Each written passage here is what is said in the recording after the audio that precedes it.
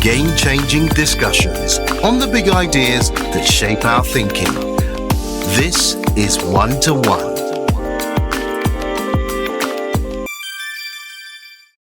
Nigeria's foreign policy is critical to the positioning of its interest on issues of domestic and global relevance. Ademola Oshodi is Senior Special Assistant to the President on Foreign Affairs and Protocol. He's a graduate of history and holds a master's degree in international relations from the University of Kent. I'm pleased to have him on the show today. Ademola Oshodi, welcome to One2One. Thank you very much, Tokunbo. Thank you. Nice seeing you again. Good to see you. So let's talk about foreign policy priorities and initiatives in this current government. I'm going to read you something that you've written quite extensively. I had quite a good time reading some of your articles. You've written, Nigeria is moving from passive participation to proactive positioning. We are no longer content to be the giant that slumbers. We are becoming the giant that leads. So I'm going to ask you, therefore, what are the key priorities for Nigeria's foreign policy under President Tinubu's administration? How do you see the country engaging with the global community? I know you're going to get there, so I'll volunteer to advance. Nigeria first. What precisely does that mean? Diplomacy is hedged on 4 Ds. I hope I can remember them all. Diaspora, development, democracy, and demography, that's it. So those are 4 areas, quite broad topics, but that's where the focus is on, at least on the theoretical point of view. I think reality, my own point of view, is our diplomacy is focused, firstly, especially with the President Bola Ahmed Tinubu, is economic development, basically investments. He's restructured the Nigerian economy, subsidies, removal, Naira, been merged into one conversion rate, and also issues of subsidies of electricity have been removed in phases. And, so there's more of a liberal, open economy that's less government intervention, so let the free market principles, work. So his domestic policy, taken with so much vigor, so much audacity, is where his foreign policy is. He is the key diplomat for Nigeria. He's the ambassador. He's brought in a lot of investments through his travels. He's brought in a lot of security attention towards, Nigeria and its borders. He's also brought in a lot of healthcare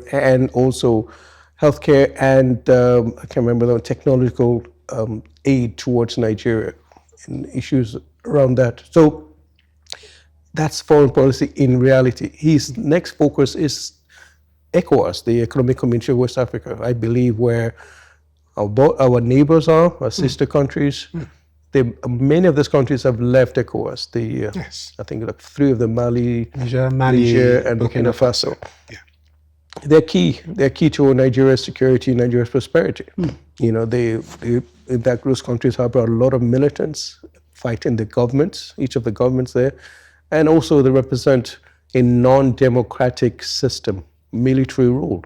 It is not good for us. It is not good for Nigeria. We don't want to go down that path. We need democracy. Democracy provides development. It's part of those 4 Ds I talked about. Yeah. It's important, it's essential that those countries go back the path of democracy. It allows foreign partners to work with them, to deal with them, and it gives them legitimacy when the people's views are represented. You have a lot of propaganda going on social media about, leaders in Burkina Faso doing great things and everything. The situation in these countries are rather dire. Security challenges are huge. President Tinubu sees ECOWAS as a pivotal part of his foreign policy, and it's important he focuses a lot of that. The next area I believe would be the Africa as a whole. Again, something that relates to his domestic reforms. The African Free Trade, African Free Continental Trade Agreement. And it's open up the African economy for easy movement of goods and services, something that's way long overdue, signed in by President Buhari. So that itself will help Nigeria export and import African goods and services. It should hopefully bring our GDP up tremendously if things are put in place. So it's a lot of it is our own interest. Takes back to that Nigeria first, what I wrote about, or Africa first, which is ensuring that we provide our own economic prosperity. We don't depend on foreign aid. We ensure Nigeria-made goods are given top priority. That's where the President's Nigeria First policy comes in. Our procurement policy in any government establishment and hopefully in private establishment, first priority should be Nigerian manufactured goods, Nigerian services, Nigerian employees. So we can then help promote and build our own economy and go away with more expensive foreign goods, which may be better, I will not lie, but at least give the Nigerian manufacturer the opportunity to compete. Give them a second look and see if they can give you, similar service or product. And also, in many ways, reduce our pressures on foreign exchange. We don't, keep importing things from China and from all the way down from the UK because we have this habit of doing so. My own African First also goes beyond that. It goes beyond the fact that we should see our continent as the first trading bloc. Not just a subcontinent, our continent. If we have to get manufactured goods from South Africa, we should, but with the assurance that South Africa also trades with us in our manufactured goods, not just commodities that we all are so familiar with in Africa, but actually manufactured, processed, refined goods. And we should ensure there's passage of movement of goods and people. If catching a flight from here to Banjul, Gambia, was so difficult. I just heard on the airwaves today that there's now a direct flight going to Banjul, Gambia, which is easier. In the early, about 10 years ago, you probably have to go all the way to the UK or Paris to get to a good country in West Africa. So all those things have to be broken up. So it's where his priorities are, the president, those three priorities I said, his domestic policy, ensuring that the foreign policy is pushed to the same audacity and vigor and boldness as his domestic policy is on special economic reforms, security around the West African area, the Sahel, very key, and of course the African Continental Free Trade Agreement, opening up the economy and ensuring our trade within African country. The last thing would be ensuring we have a seat on the table with the BRICS nation. That's the nations of Brazil, Russia, India, China, and South Africa. I think it's joined by all the countries, Indonesia, Turkey have also been a member now. Nigeria is I think, just a participatory member, yes, not a full member. We also seek the same membership with the G20 countries. It's important Nigeria is on that table. If you're not on that table, we're not on the table, you're on the menu. Yes, absolutely. So it's important that your stakes, your views are there. When those big shots talk, we can tell them, look, how this affects us, this should be done this way. Please don't forget issues of desertification, climate change, piracy at the Gulf of Guinea. When you talk to Europeans, I'm very concerned about migration across the Mediterranean. Well, if you were so concerned about that, you should have things in place to help us deal with that, which it goes back to your climate change. That's one way the to West, look at it, yeah. is a big reason for climate change, the industrialization. Absolutely. And it causes a lot of havoc. Well, people in northern Nigeria will come down with their cattle, put pressure on farmers. There's conflict, there's killings. So a lot of it is interrelated. So it's important the West, and we're on the table, speaking with those big powers and those big players, and telling them your role is affecting ours, and it's important for your own security. Yes. It's to provide solutions to our concerns. So that's where the president's foreign policy lies, and you should see his vigor when he goes to these countries. He meets with so many people from before the meeting, post-meeting, on the fringes. It's a great opportunity for him to meet businessmen also and push investment opportunities for Nigeria. And it's hard to quantify it or even touch it, but it's making a huge difference in the Nigerian economy, and it's building the opportunities that we all crave for. I'm sure, and Ademola, that's a very, very important and detailed agenda you've just laid out there. We'll come back and touch on some of those points later on in this conversation. But I just want to pick up on one or two things you raised. Of course, climate change, Western industrialization has polluted massively over the years. So yes, talking about climate change now it does have to be viewed in a particular perspective. You're absolutely right. But I want to return again to Nigeria first. Of course, the heartbeat of foreign policy has got to be the national interest. It is. Is it not? It does. So there are those who would say, of course, that is entirely intuitive or to be totally expected. What's different? Previous administrations have perhaps set and pursued the same agenda. What's different now? I think now a lot of it is ensuring the domestic agenda is successful. That's, as I say, politics is local. You need to make sure home is fine before pursuing it. And if you do pursue foreign policy, it has to ensure that what will bring economics and security stability to the country is paramount. I'll tell you that Nigerian first, being our national interest, is not just a domestic agenda. It's also foreign. In the days of the 70s and 80s, Nigeria pursued a very idealistic foreign policy.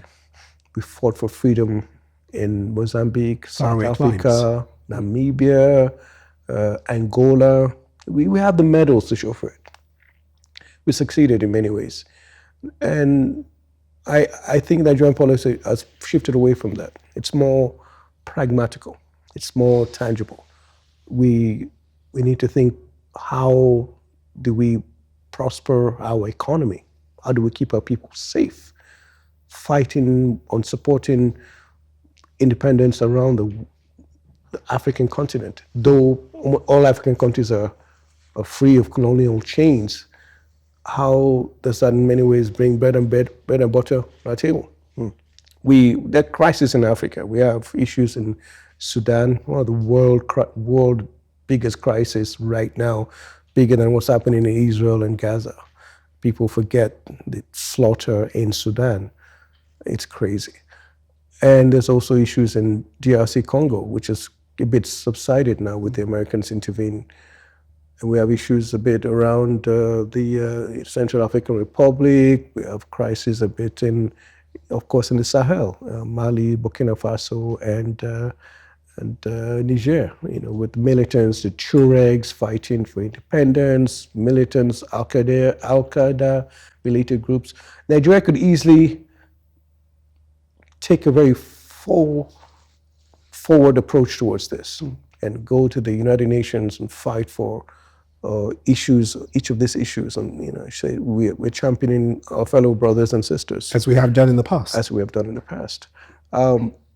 Ultimately, it benefits us, but in the short and medium term, I'm not sure it will. We need to ensure that the Nigerian person is better off than it was years ago. We need to put structures in place. So once we're strong, able, we'll be a shining light, a mirror for many African countries. Like when these 3 Sahel countries left ECOWAS, people was like, oh, they're not going to come back. They will never come back to ECOWAS. They've created their own association of Sahel states. And I said, they will come back. And I'll tell you why they'll come back. Because all we need is existing West African countries, ECOWAS countries, Nigeria, Ghana, Ivory Coast, Sierra Leone, Gambia, a lot of them are English-speaking countries, and the rest French, Togo, Benin. And all of them we need is for them to have a semblance of good governance, or even have good governance, good democratic process, good levels of accountability, right of speech, good freedom of speech, strong judiciary, having stronger institutions. It's not an easy thing, it's not a one-day thing, but we are already on that path.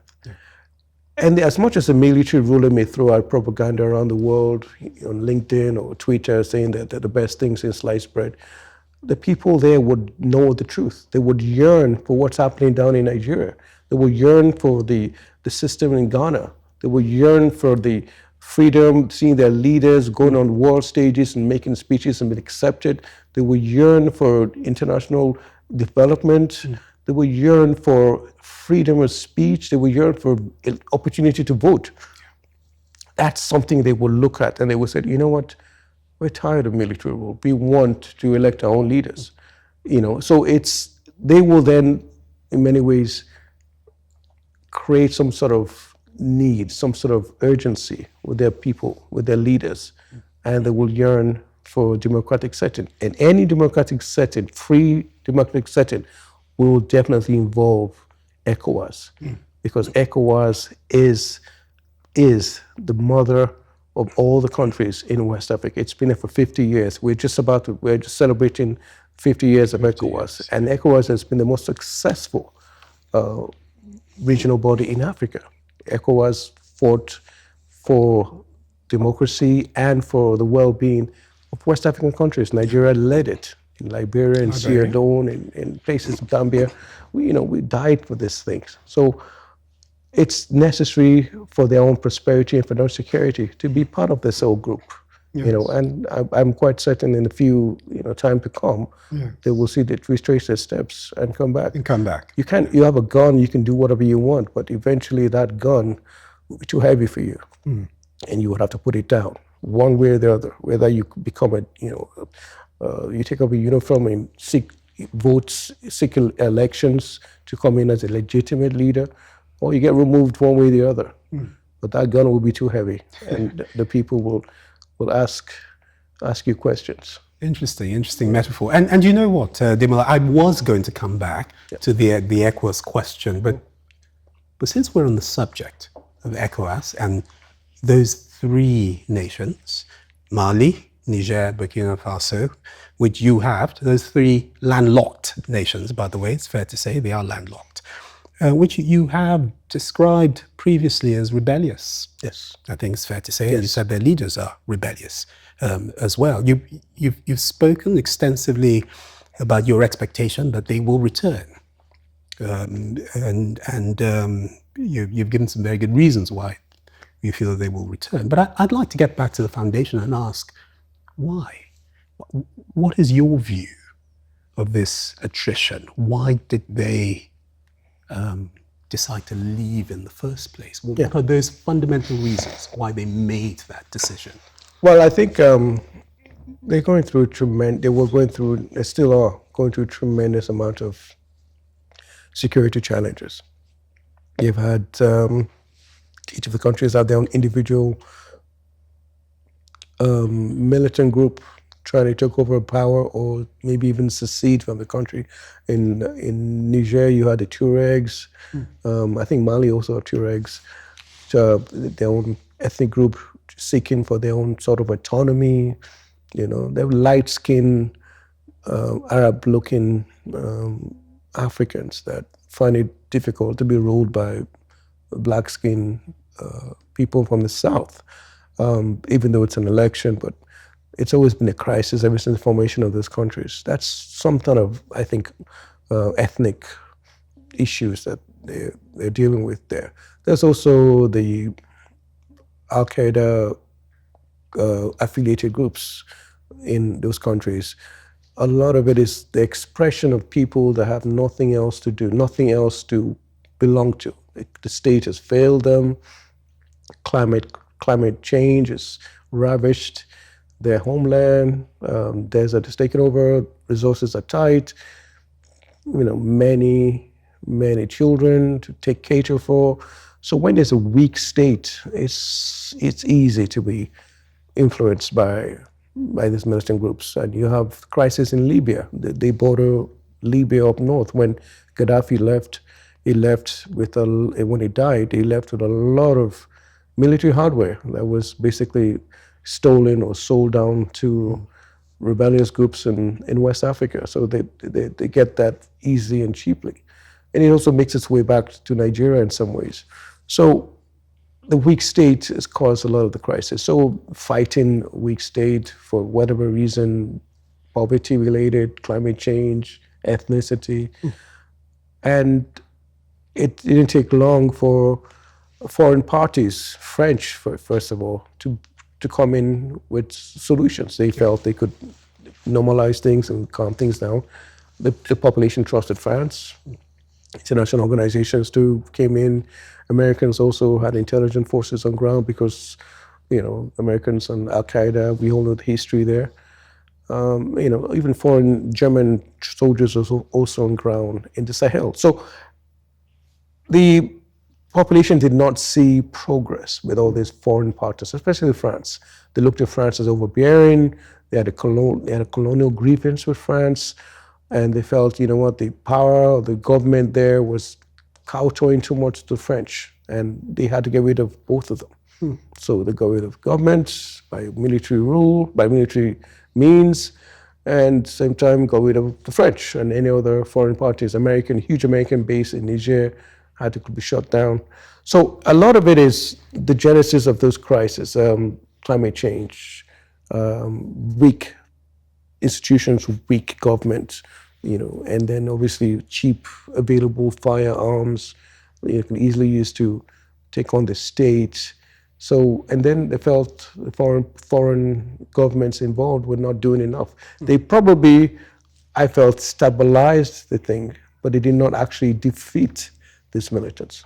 So they felt they could do it, and they removed the government, invited the foreign non-active groups related to the Russians to come and stabilize things. But what intelligence I'm getting, things have not changed. If there's possible, things may even be getting worse for them. Huge human rights abuse taking place there. There's also issues around the depreciation of the currency, because again, they're illegitimate governments. As much as they may promote acceptability by their population, in reality, it's the international community and a lot of their population do not accept them being in power. So that's the vicious cycle they're in right now. So you kick the West out, people that can help give you assistance, even leave ECOWAS. You thump your nose at the Nigerian government, and somehow you feel you can get development and stability, and believe that sending out propaganda and saying everything is getting better and the best thing since sliced bread, it's quite different from reality on ground. And I love these countries. I wish them the best. I wish them back to ECOWAS. But I think it's a journey they have to take themselves and see that the alternative, their path, does not in many ways bring the results they desire. I want to press in on one of the points that you've already made. There are a number of themes evolving through the course of this conversation already. The thrust of Nigeria's foreign policy is the national interest. It is. Absolutely, it has to be. What's new about Nigeria First? There's an ideological shift that is perhaps far more pragmatic than we have been in previous years. We're thinking about our own interests. At the same time, we're balancing that with the responsibility that we owe to the region and globally. Yes. But I want to talk a bit more about economic diplomacy. We've established, of course, you said it in this conversation, all politics is local. It is. And perhaps all foreign policy is also local. It is. I believe it was James Carville in the Clinton presidential election run in '93 that said, "Is the economy stupid?" It is. It is. Yes? It is. So tell me, how does Nigeria's foreign affairs strategy aim to boost economic growth and development? At home, what specific initiatives are being pursued? I'd like you to be very specific. Well, I'm not an economist, but I've touched on it a bit. A lot of it is ensuring we have the right mechanism in place, the stability of our currency.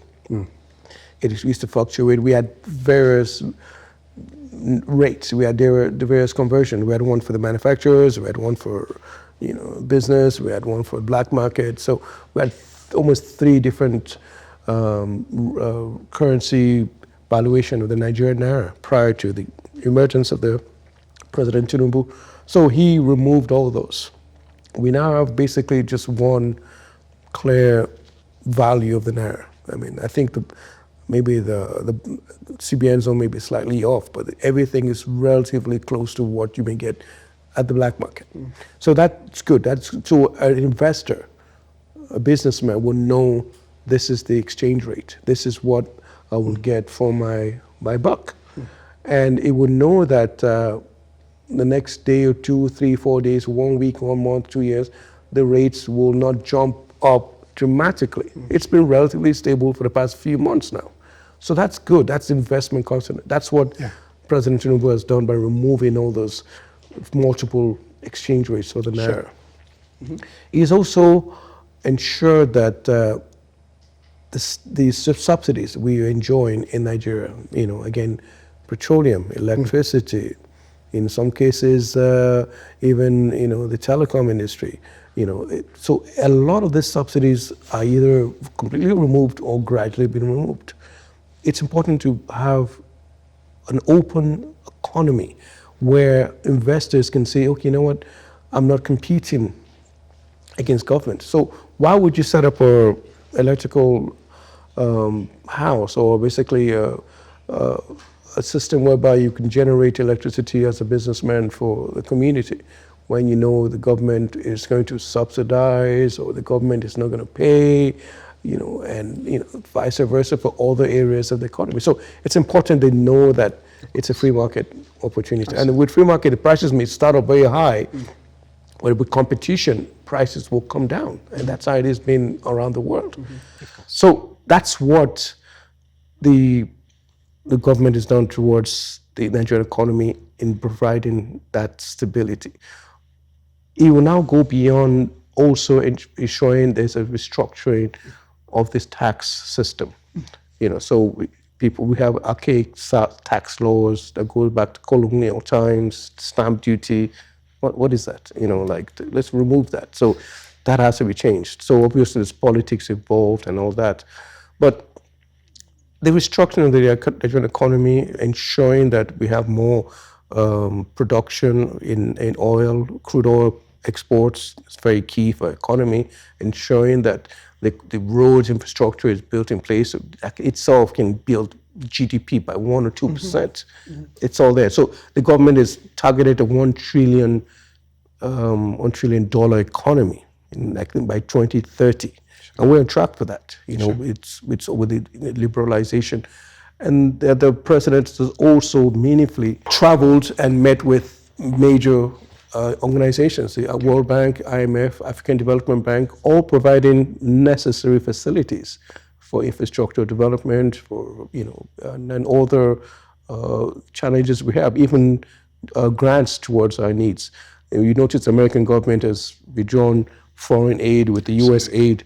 But the President Bola Ahmed Tinubu has stepped in regarding especially some areas where U.S. aid had withdrawn and provided like 4.8 billion towards the fight of HIV. That is also is another big intervention that in many ways really helps the economy. You don't want sick people, you don't want people dying, you don't want people losing confidence in the health system or even coming into Nigeria. That's there. So it's a very direct approach his foreign policy has done in ensuring investors come in, but ultimately also security.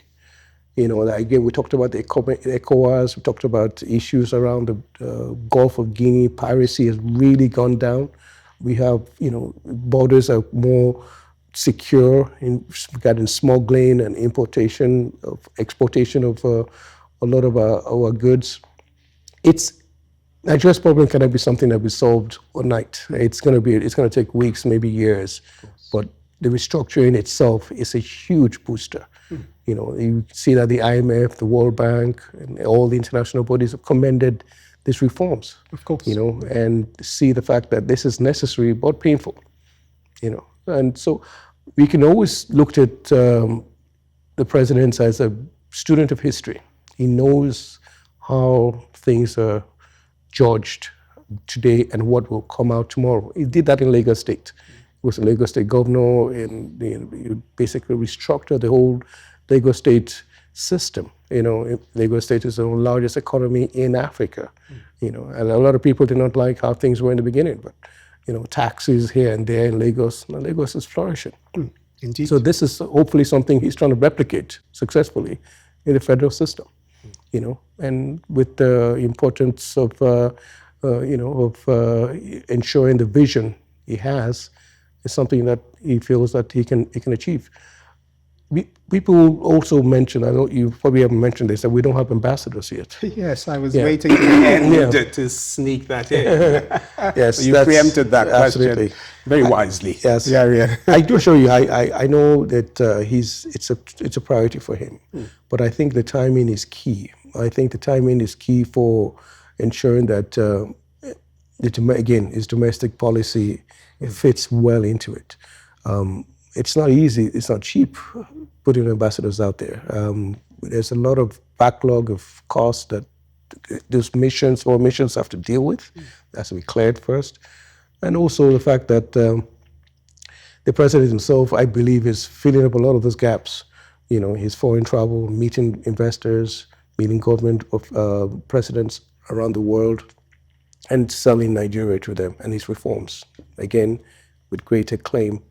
But it doesn't take away the work and the good deeds of our diplomats. They work in exceptional circumstances, bringing results in beyond expectations. But we do need those high-level people on top, the high commissioners, ambassadors, to lead those missions as a symbol.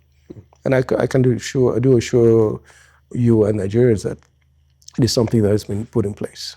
But again, politics is local. We need to ensure our domestic reforms are more solidified, and we then send these people out. We don't want to go there with some sort of half measure or an embarrassing state. Let's do it well and ensure that Nigeria is well represented. Yes. And Ademola, I'm very grateful for your many articles and all the things that you've written over the years. I had a very, very good time actually reading through them. So I'm going to read you something else that you wrote. Okay. And you wrote this as we were entering the final stages of the American election. Yes. Okay. And you said foreign relations during Trump's first presidency was transactional. Yes. Nigeria may benefit from this. If Nigeria aligns with US economic interests, it could see increased trade or investments in sectors like oil and gas. Also, Trump has a record of providing military and counter-terrorism support to Nigeria, which could help improve West Africa's regional security. I have two questions flowing from that. Okay, we are post-election now. We have a President Trump in place. One, have you found it so, as you predicted or you hoped? Okay, and secondly, what steps is Nigeria taking to strengthen bilateral and multilateral relations with other countries, including the US and other international organizations? Okay. I think nothing's changed really from the question regarding Trump's position being transactional. Obviously sees everything based on American interest, America first. America first, Nigeria first? Absolutely. So it's anything else is secondary, whether human rights, democracy, whatever. It's really more how does it benefit America? And his Secretary of State Mario said the same thing. That how does it benefit the United States? So Nigeria itself, I don't think is noticed much our role yet in Africa.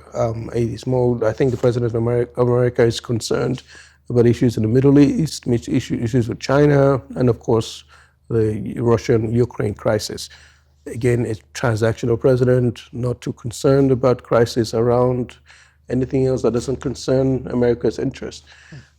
But he will meet with Nigeria. He has to. You cannot look at Africa and ignore Nigeria. Yeah. It's a giant of Africa. No longer slumbering. No longer. I don't even think it ever slumbered, but we just had our issues. But President Trump has his issues with South Africa, cultural issue with the Afrikaans, and Elon Musk being a South African immigrant. That's quite different.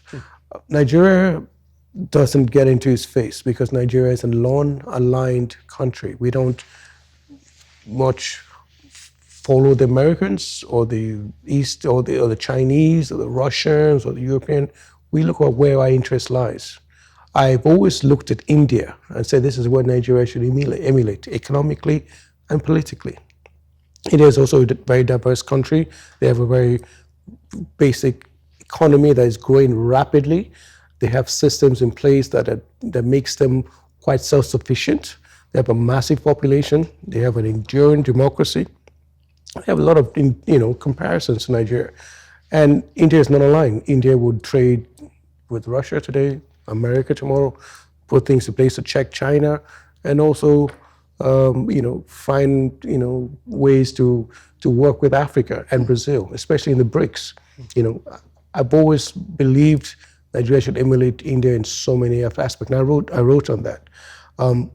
But the second question, remind me on. Yeah, what are we doing to broaden those bilateral and multilateral relations with other countries, including the US? Absolutely. And that's why, again, India is a big part. The Indian Prime Minister came here at a state visit in Nigeria. Nigeria has been to India regarding the BRICS membership. Nigeria has close ties with China. Yeah. There's a trade agreement whereby I think about 2 billion Chinese yuan is given to the Nigerian economy, a businessman, to be able to trade with. Regardless, you don't have to go through the US dollar transaction to do that. So it's key. There's another big country, which is Brazil. Nigeria and the president of Nigeria and the president of Brazil, Lula da Silva, are relatively close. They like each other, they meet each other in the corridors of in conferences. So it's important that we trade and keep an eye on those big evolving democracies and emerging economies. It's very key because we can easily look at their challenges and in many ways learn from them, especially India and China and Brazil. And leapfrog, we go up against these challenges. We can say, oh, you know what, we don't need to have a wired telephone system anymore, landlines. We can go straight to mobile phones. Same thing with banking. We jumped 10, 20 years of development by going straight to a different form of technology for our business. So it's key that Nigeria holds those countries very close. And in many ways, trade with them. Obviously, trade is not just because of emotional reasons. It has to be a need. There has to be a need. Brazil needs something. Nigeria needs something. Nigeria is invited a big Brazilian cattle company to invest a lot of money into Nigeria's cattle business, in the livestock industry in Nigeria. It's a huge investment. Media picked it up. India is also a big trading partner for receiving a lot of Nigerian crude. But ever since Russian crude has been really cheap in the market, obviously they bought more Russian crude than Nigerian crude. But it's important we keep that linkage, that relationship going. And in many ways, it offsets whatever the West or Americans may want to do with their trade. It's good to diversify. Absolutely. It's really good because the American economy is based on, again, a Trump first policy. America is a huge producer of crude right now, crude petroleum. That's Nigeria's biggest product. So if America is not receiving it, then we need to ensure we have enough markets to receive it. So, and then the West needs our gas. We have to, there's a Nigeria-Morocco gas pipeline that's going all the way to Spain to provide gas directly to the European countries. So it's important we diversify and ensure investment coming. That's why, again, it goes back to that domestic thing. Do we have a stable system in place? Do we have a stable currency? Do we have subsidies removed? Do we have security? All these things all intertwine, ensuring our foreign investments fit in, ensuring that our foreign policy, our trade also succeeds. We also do forget the soft power aspect of Nigeria. Nigeria has a tremendous amount of cultural wealth. We have in our Nollywood, in our music, in our, in many cases, our athletes, culture. When I was lecturing, I did a bit of a teaching in England and the University of London when I was doing my PhD. I think the class was referred to as something on democracy and how civil society was fighting for democracy and doing military rule in Nigeria. And my subtopic was Fela Anikulapo Kuti. Honestly, that class was filled up. You could see all the, all the West European students that came in to hear me speak about Fela's role in fighting for democracy in Nigeria, fighting the system in Nigeria. And I knew we were onto something. Like, this is a big, iconic figure in Nigeria. I don't think Nigeria has really valued him enough or showcased him enough. We think a lot about the negative aspect of Fela, his cannabis use, and cannabis is even more acceptable now in society around the world. And we think about that. We don't think about the risk, the boldness it took in challenging the system, fighting military rule, fighting for democracy, in many cases even dying for it. So we could use him as an expression of goodwill. We could showcase him in our embassies. We could promote his cultural events around the world. It gives people that good feeling about Nigeria. When you have a good feeling about a country, you tend to want to visit that country. You tend to want to invest in that country. You see positive thing about that country. It's just like Bob Marley and Jamaica. You think about Jamaica, oh, Bob Marley, I want to go see Bob Marley. I want to be in that realm of Bob Marley's music, reggae, culture. We can do a little bit of that with Fela. We do a little bit of that with our writers, Chinua Achebe, Wole Soyinka. We can do a little bit of that with, I think this is, I can't remember her name, the woman with the big wig. It's Asha. Sorry? Asha. No, it's just more of a cultural woman. I can't remember her name, but it's all over. She's all over social media. She has an Nikke's art gallery. Yes. Huge. Yeah, absolutely. Yes. But also our Nollywood. Our Nollywood is big. You go to Ethiopia, you go to Brazil, you go to Indonesia, you hear about people like Wizkid, Davido, you hear about Burna Boy. You don't hear much about my guy, One Day Cole. Your guy. Yeah. But he's coming. So, so it's important that we deliberately promote those people. It's not like it's not a tourist factor.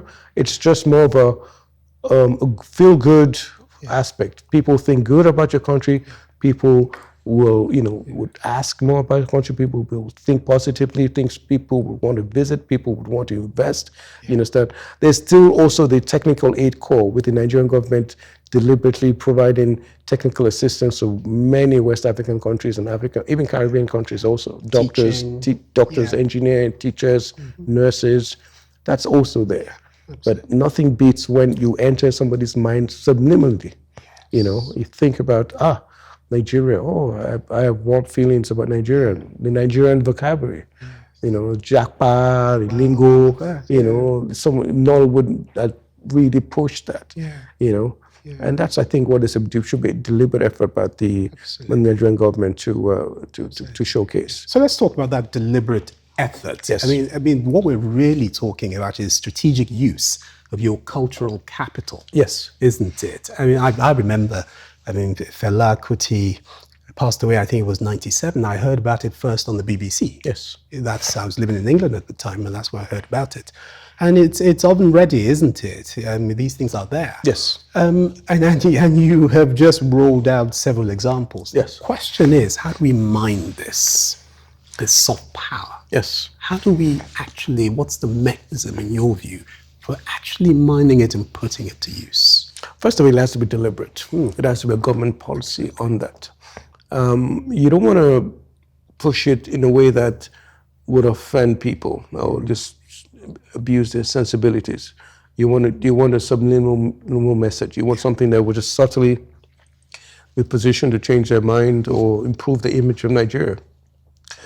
I believe when you enter a Nigerian embassy or any consulates around the world, you should be faced with those aspects. Yes. Fela Kuti, Nollywood, musician, Nigerian famous writers, Chibe and the rest of them. Yes. You should have even Goodluck Jonathan, the Nigerian head of state that stepped down after losing an election. He's an ambassador for elections around Africa. He should be more promoted. Instead as, Nigeria is this champion of election, personified in President Goodluck Jonathan, that actually stepped down without really much rancor. Yeah. That's great. Yeah.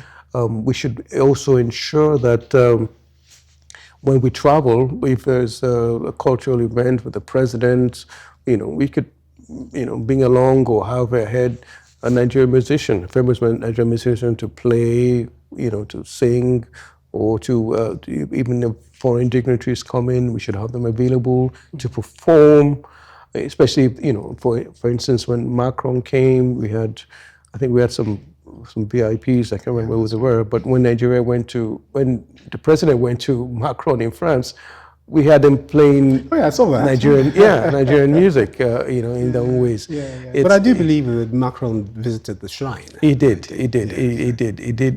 a while back, and yes, he did.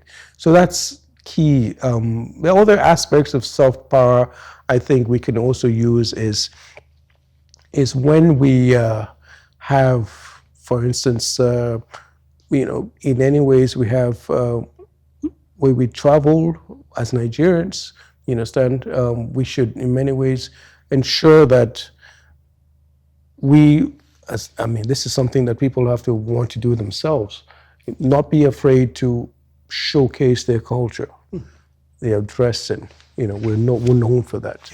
Yeah. Our music, our Nollywood, in many cases, even our athletes in premiership and things like that. We should not be afraid to do that. We should mention that.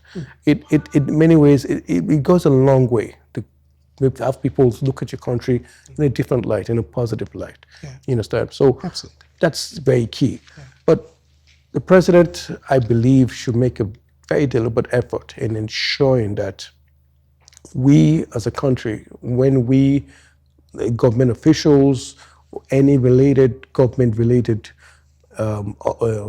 conference or structure, we should put a deliberate Nigerian touch to it. And in many cases, that itself will promote our country. Of course. But Ademola, I notice you've used the word should quite a lot. There are many that would say, me included, that actually is directly within your purview. It's right off your street. Why aren't we doing it? But are we doing it? How are we going to do it? I believe we are to a certain aspect, especially the Minister of Culture. She's in many ways promoting a deliberate effort in tourism, but I believe there should be of a more deliberate aspect. It just goes beyond the culture. Sure. We need to ensure that, I think we need to ensure that economic advantage is also gained from it. Businesses want to invest. We want to talk about issues of Lagos, Dirty December in Lagos. You know, in many ways we can get the word out there in the UK, in Europe, and Americas that, you know, Lagos is open, or it's open for tourists in some ways, business investors. You know, there's a huge shoreline in Lagos that people can open up resorts. That's that. There's also a tourist attraction in Ogun State, the cultural event, there's Calabar Carnival. You know, we should also find ways of attracting them to come in for there and then invest. We think we should promote our lithium potential for investors. And how do we do this? We got to soft power. You know, in any conferences, in any situation that we have the opportunity to it, we have Nigerians, you know, it's quite rudimentary, have a showcase of Nigeria's arts and culture. You know, beyond just what we do there, we can also push other areas of natural resources that we have. And, you know, I believe that the Minister of Trade and the Minister of Culture, both females, are looking into this. I know for sure that they are. It's how far back we have been and how much we should do to do more towards that, quite deliberately, I should say. Yes. I'm going to press you a bit further on that point, only because I believe it to be important, and I know that you are also very particular about this area.